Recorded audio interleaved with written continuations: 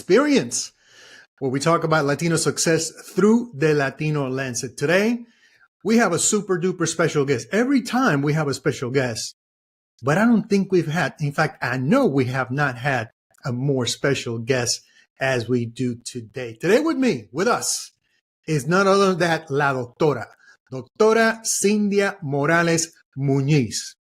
And full disclosure, she's my beautiful and powerful wife as well. So welcome, Cyndia. Welcome to LatProXperience. It's so fun to have you here. We've been talking about doing this for a long time, and today is the day. So this is going to obviously be a different flavor for what we've been doing for the last 80 plus episodes.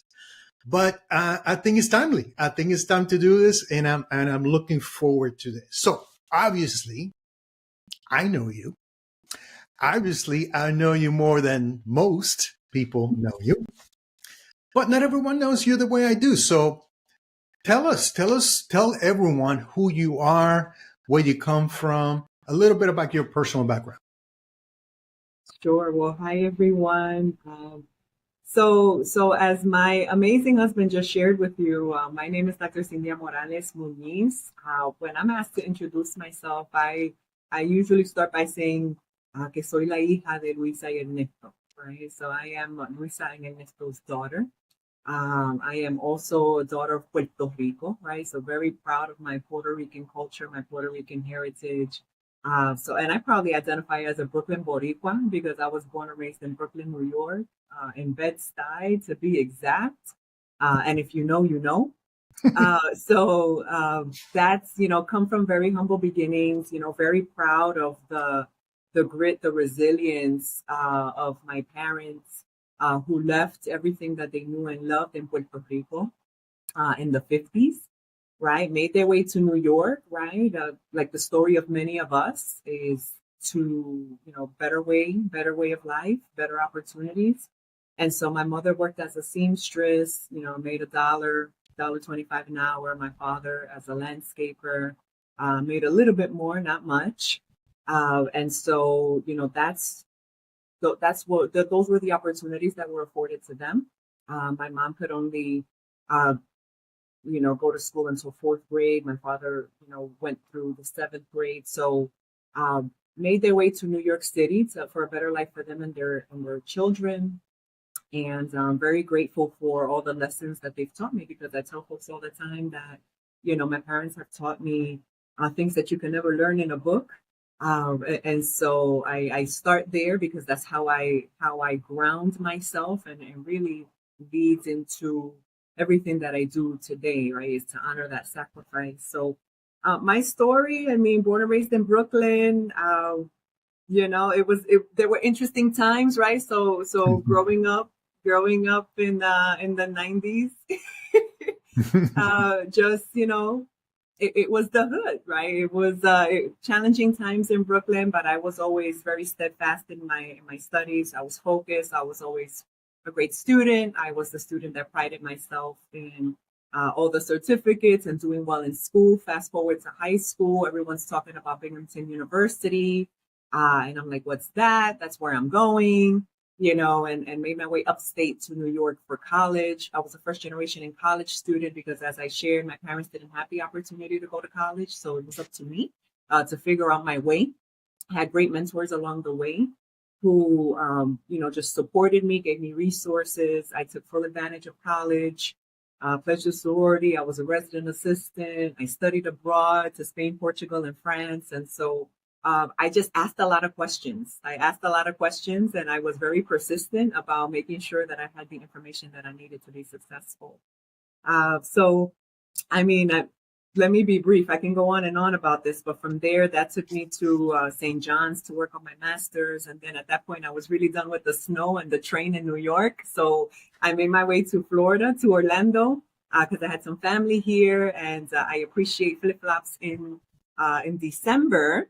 Got my doctorate here at the University of Central Florida, earned my doctorate at the University of Central Florida. And then I'll stop there because I know that the conversation will take us to kind of what I'm doing now or where I've been. Well, that's a great. I mean, it's an amazing story, and in full transparency, that's one of the first things that attracted me to you, to reach out to you, because when I first met you, I met you in a professional setting, and you shared part of that story, and that captured my attention. So here we go. You know, the rest is history, right?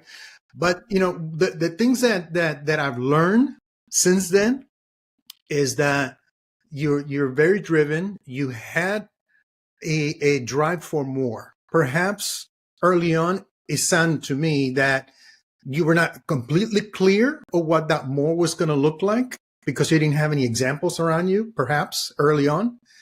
But as you continue to evolve through your scholastic career, you know, going through school and then going to college and going away to college, which is a big deal, that horizon starts expanding and it starts getting defined. So you go through that, right? You're in an environment that many other people wouldn't have excelled like you have excelled. Went to school, got to Binghamton, go to St. John's, get to University of Central Florida to earn perfectly defined, earned, because nobody gets a doctoral degree. And so you become a doctor. You become a doctor. So what let you? Why? First of all, why did you decide that was the path that you were going to take? Why do you want to get a doctorate? You know, I reflect on this often. I reflect on this often because people ask just that, right? They ask, you know, what led to that, and quite frankly, from a very early age, early on, I always ask myself, what's next, right? So for me, it's like, what's next? Where do I go from here? I wanted to do the most that I could. I wanted to go as high as I could because I know that my parents sacrificed a lot for us. And so, and for me in particular, as the baby, the last child, right? They were in Puerto Rico and they made the move to go back to New York. So it was a bit of a back and forth situation for a little bit with my older siblings, like is the case with many Puerto Ricans, ¿verdad? Sure. Right, but ultimately, when I came along, I was a surprise baby, and they ultimately make a decision to be in New York because that's what they felt was best for me in my educational future. So it's like I had to honor that, and I wanted to. It wasn't a pressure like they were pressuring me. It was I wanted to do it for them because I saw their experience, and I saw a few things that I didn't like. I saw how they were treated because of who they were and what they looked like. And so for me early on, I was like, oh no, that, I'm going to make this happen because they matter. Their story matters. And they will be seen and they will be respected. So, and now they proudly say that their daughter is a doctor, mi hija es doctora, right? And so they should be proud of themselves for several reasons, and I am certainly proud of them for several reasons. I'm glad that I was able to add this, right, to their list, and that they know in their hearts and in their minds that, you know, it was worth it because it's not easy, right? You come to a place where you don't know anyone, you don't know the lay of the land, you don't know the language, you don't have a formal educational background. And so for many of us in our community, you know, they feel invisible. Yeah. And so I didn't want them to feel that way. And so this is one way that I was able to, you know, darle esa importancia that they so well deserved and they earned. Yeah.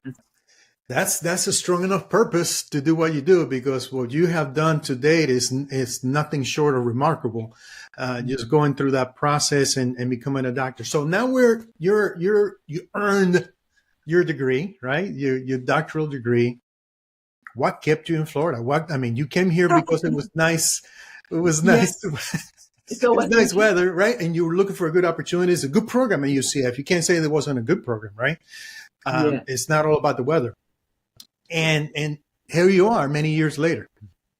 That's still. Right. That's right. That's right. So I chuckle, I laugh when you say what kept me in Florida, right?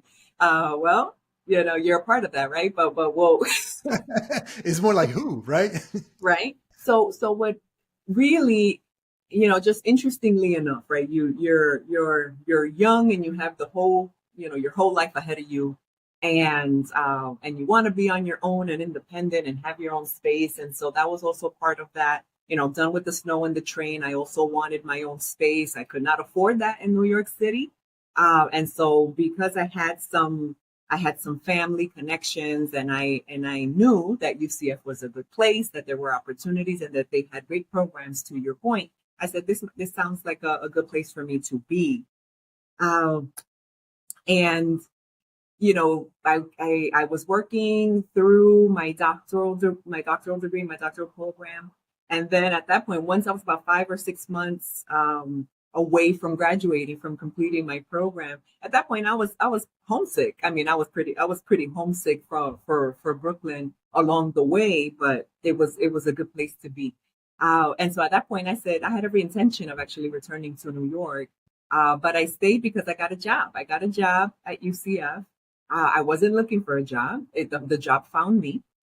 And someone reached out and said, "Hey, are you aware of this opportunity? It's an assistant director position in multicultural support services for students. You'd be great, given your experience. We've seen you present before, and so you should look into it. You should try." I said, "Okay, sure, sounds cool." So I applied for it, and really, again, I was, every plan of going back to New York, and I was like, well, if I get it, great, and if I don't, I'm going home, right?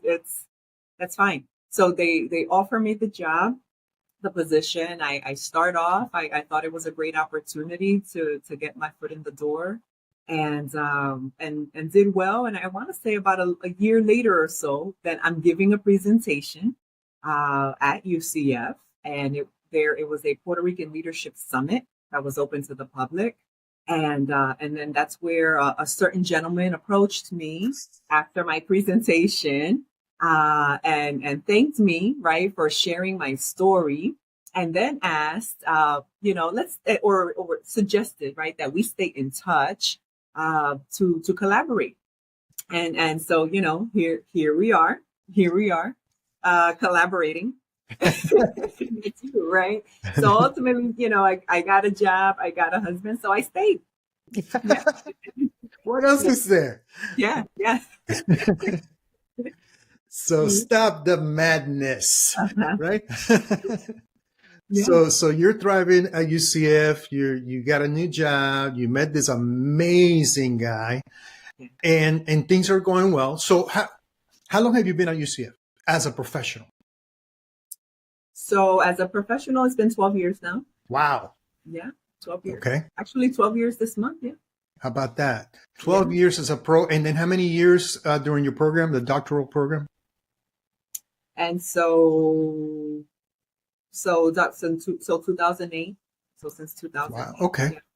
So it's been a while. So 16 years? 16 years. Did I do this right? Yeah, 16 years. So yeah.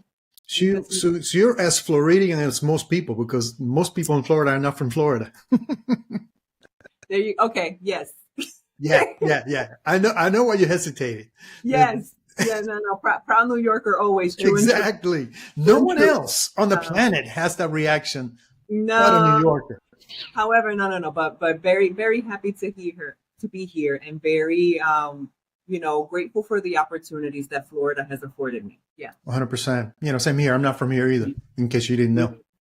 Mm-hmm. But so a long time at UCF. And so tell me about your progression. You started at that with Multicultural Student Center, and what happens next? Yeah, so I started off in that office supporting first generation and college students. So for those who may not be aware, first generation college students, like I mentioned before, are students who their parents have not achieved a bachelor's degree, have not earned a bachelor's degree. And so, right, that's a different experience. That's a different experience for students. When your parents didn't go to college, then it's up to you to kind of figure out, find your community, find the answers to your questions, whatever resources will help you be successful.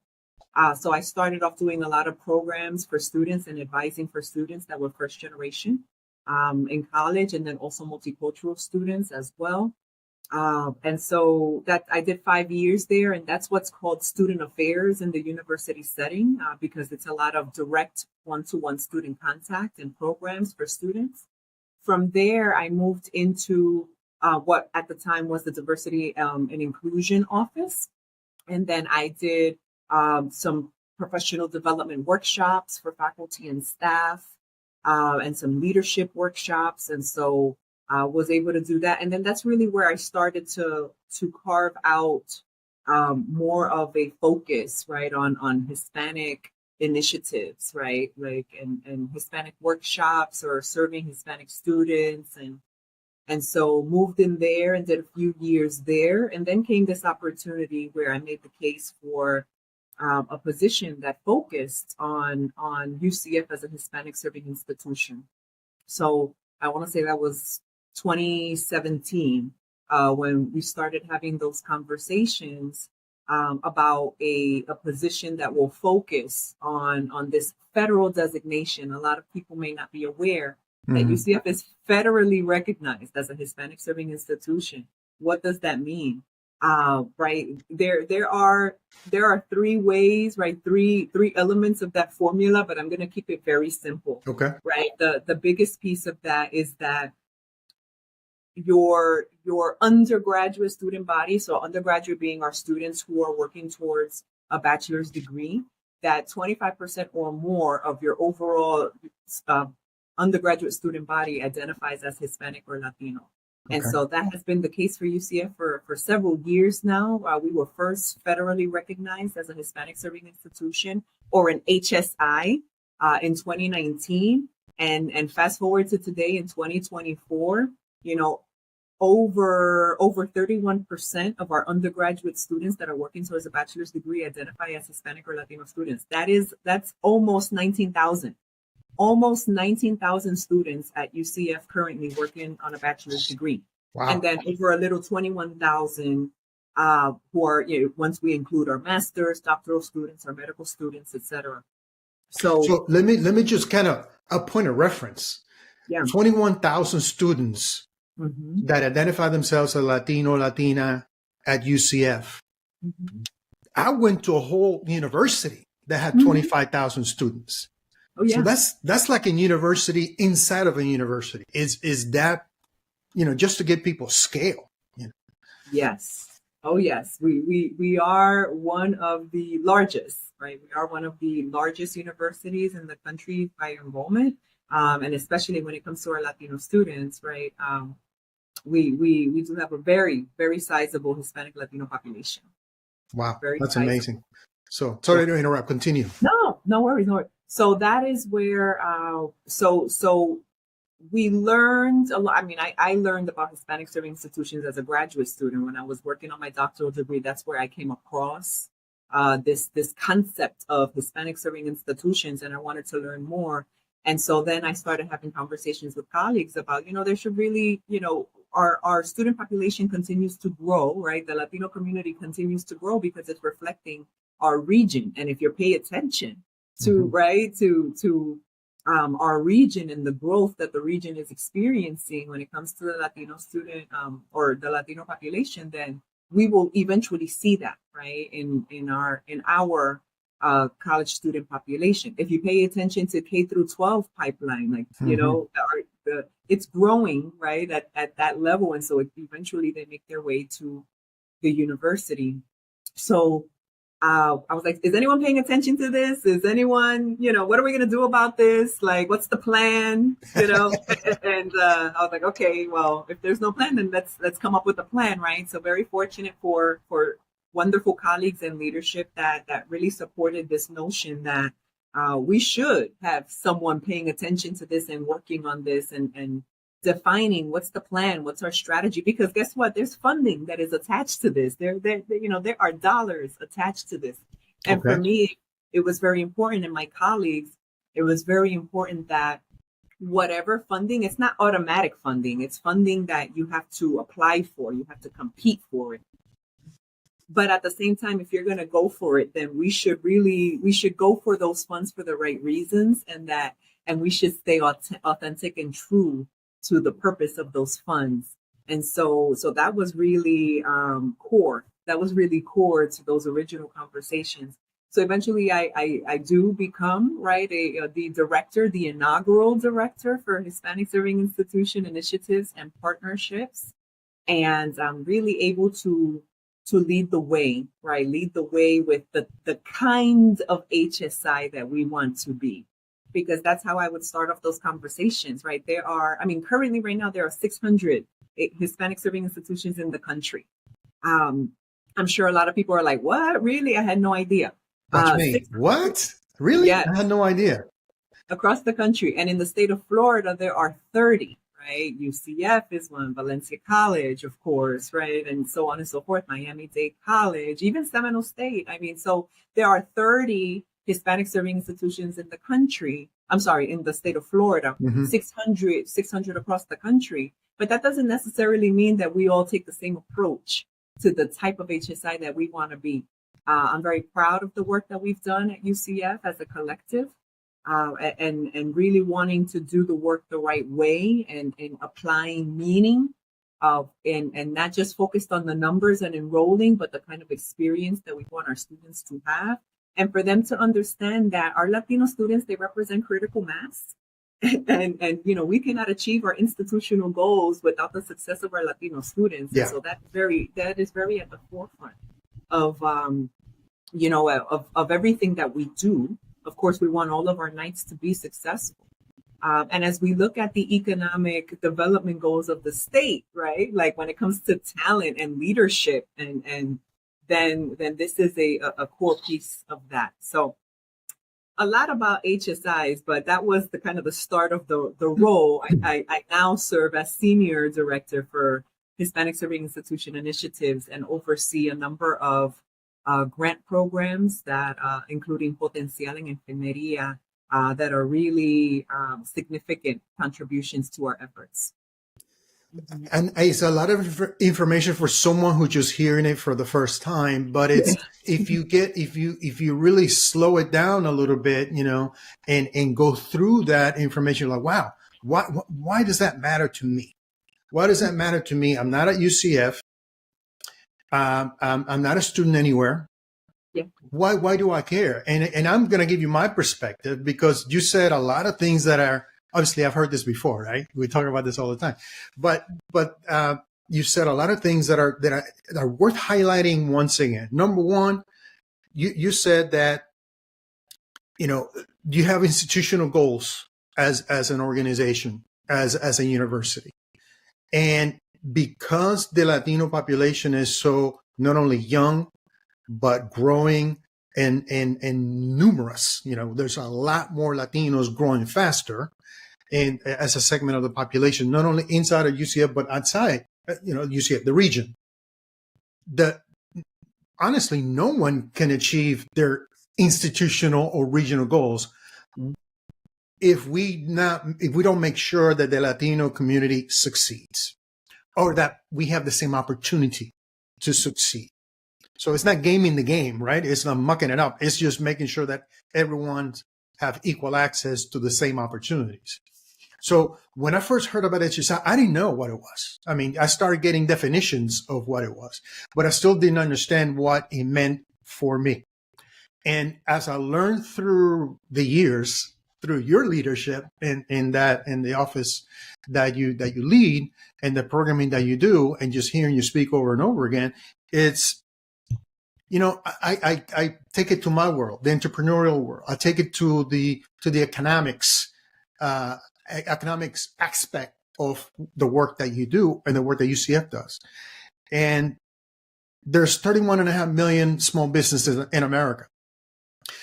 There's over 6 million get launched every year. New ones get launched every year. And I will tell you that 42% are launched by Latinas. So there's a whole lot of people, a whole lot of Latinas launching new businesses in the U.S. every year. And we are all better off as a country, as an economy, if those Latinas and Latinos are better prepared when they go through a program like UCF, and they have the right opportunities early on. They get the right knowledge early on. They get the right resources or access to the resources sooner rather than later. because that's going to have a very direct economic impact in all of our lives. So that became very important to me too. And just kind of a sidebar, it took us 13 years to collaborate, and we're finally collaborating. Yeah. Yeah. I told you what happened, and here we are. You didn't lie. You didn't lie. I did not lie. I do not lie, and I did not lie. So okay. So here we are. You're a senior director of Hispanic Serving Institution. Tell me the rest of it. So yes, Hispanic Serving Institution initiatives and partnerships. Right. And currently, you're working on two programs that are funded by the federal government. Right. Now, this is not free money, and you said that already. You get to compete for these funds, and you have to make the case that these funds are better utilized with you and UCF than anywhere else in the country, because you're competing for these funds. So you're running two of these programs right now. You mentioned one is Potencial, one is Enfermería. Why is that important? Why are those programs important? So I'll get to so Potencial en Enfermería, and I want to also circle back on why this is important, right? To why this may be important to others. I mean, and it may not, UCF being a Hispanic serving institution may not have a direct impact on you today, right? But you know, many of us have children, nieces, nephews, right, and or even friends, right, that will continue to lead the way, whether it's here in the state of Florida or elsewhere, right? And so these resources that best prepare our Latino students to go out into the world and do big things, we all benefit from that. So I just wanted to add that, and I'm sure that other thoughts will come to mind. And I think this also kind of lends itself, you know, nicely to Potencial en Enfermería. So Potencial en Enfermería, these are two major initiatives. We have a number of initiatives in our office. These are two of the bigger grants that we have in our office.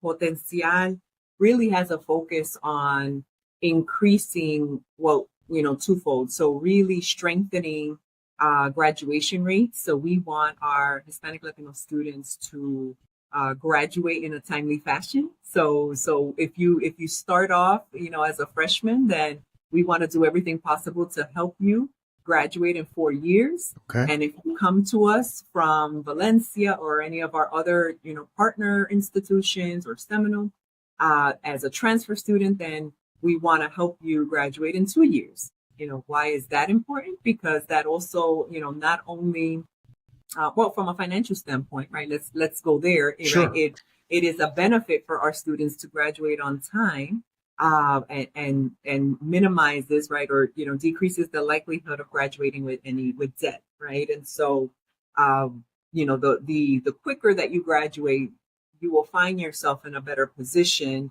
to, you know, to find a good job and help you not, you know, minimize minimize debt. But at the same time, we also want to make sure that we're providing all of the experiences, that full college experience, right? That you could only get in college, right? It's like take advantage, have fun. You know, there are certain things that you can, you know, only do in college, and then, you know, and then you got to go on and things get even more serious, right? Things get even more serious.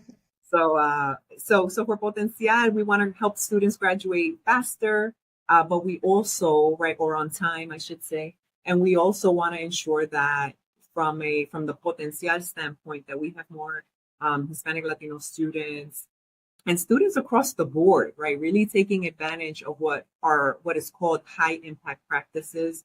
And high impact practices, there are several of these that basically have been, you know, there is evidence that these, if students that are engaged in these kind of activities and these kind of exercises do well, right? They do well. They graduate on time, and when they graduate with a job.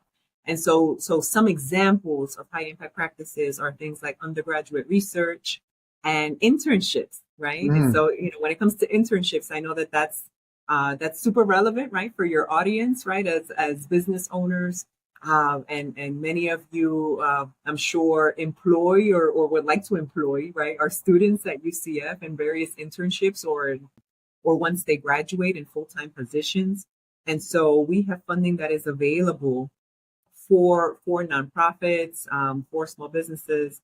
We do have funding that's available to support students so that they can go on and pursue those internships, because sometimes there are a lot of internship opportunities that are not funded. Yeah. And so while students would love to take advantage of those opportunities, they simply can't, right? Because they need some funds in their pocket so that they can pay their bills and get their books, etc.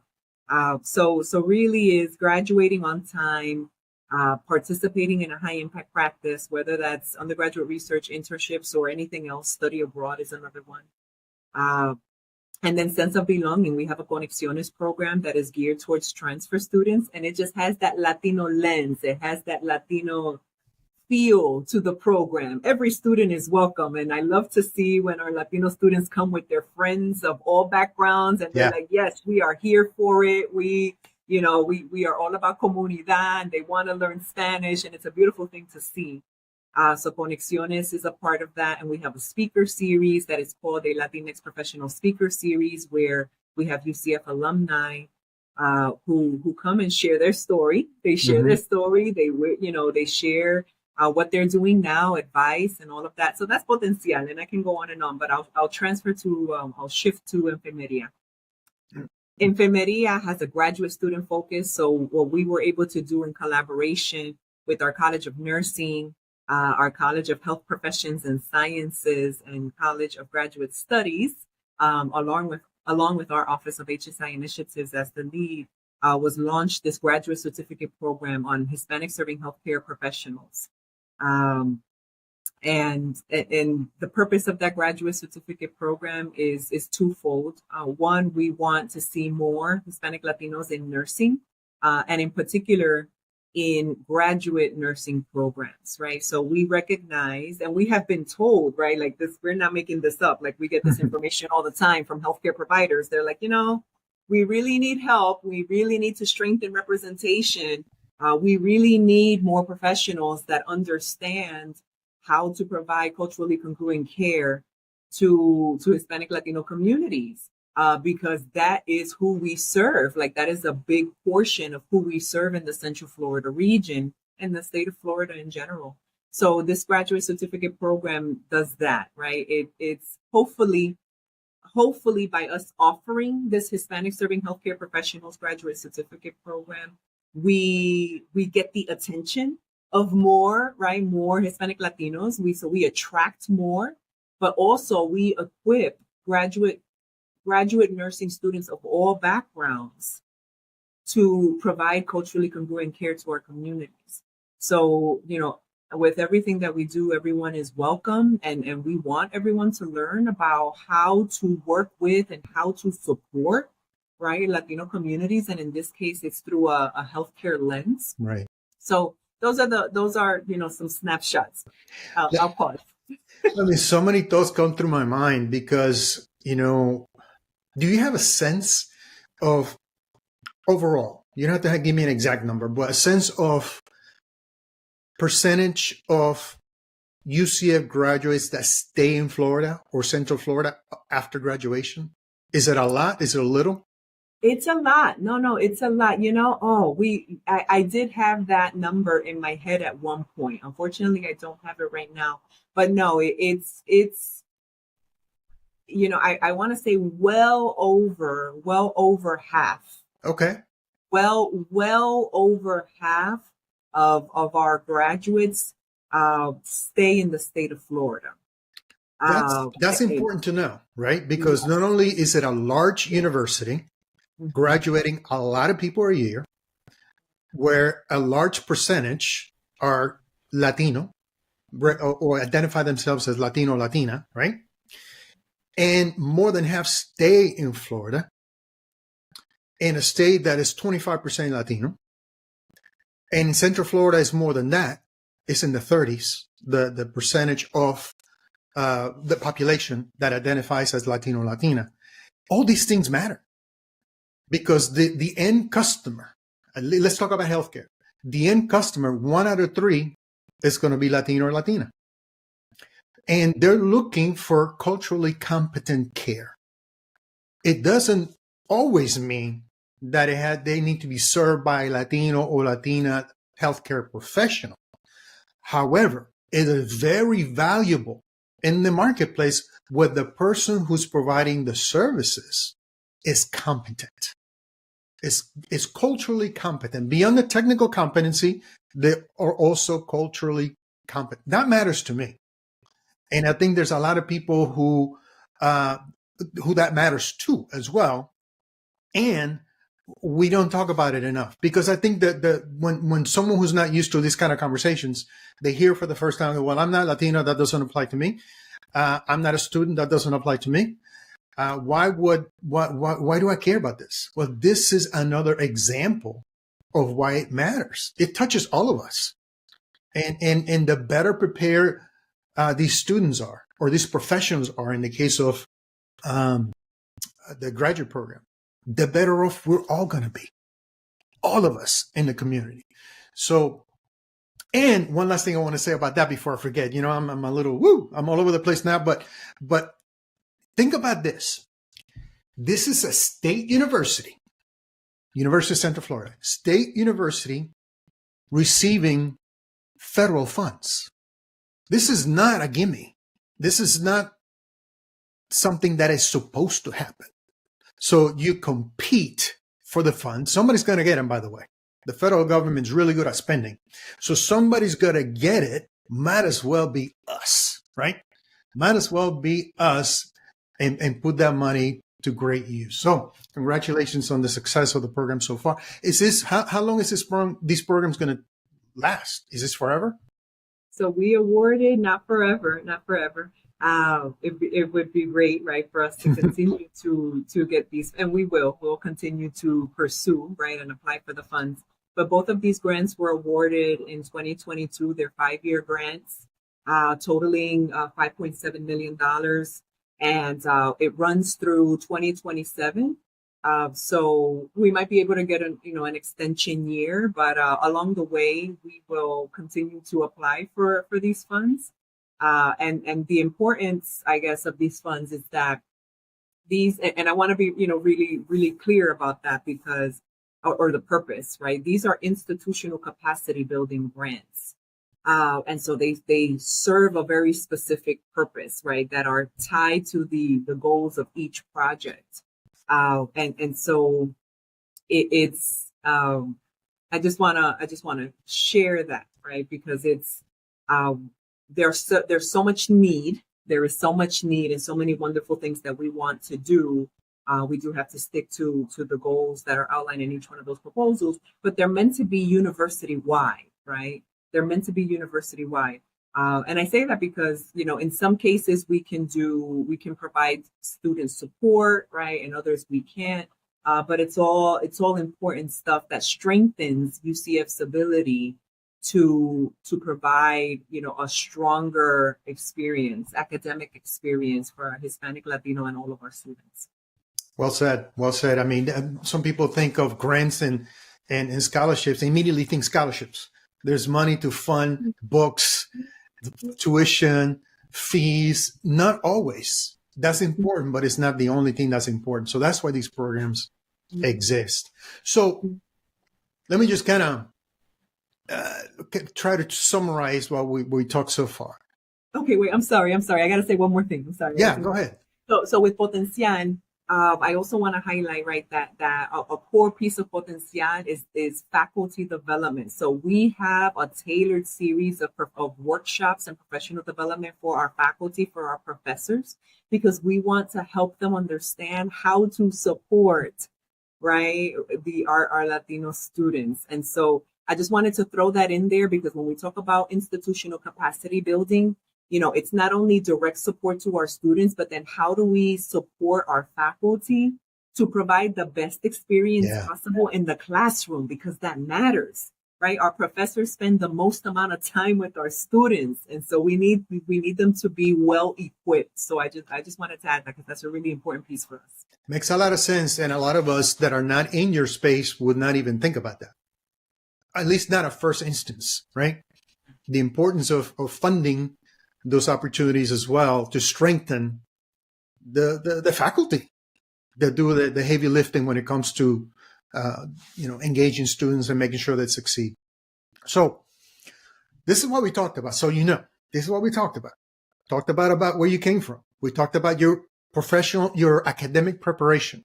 We talked about the opportunity, the door of opportunity that opened at UCF upon graduation, and how that has blossomed into a pretty high impact career so far in a relatively short period of time.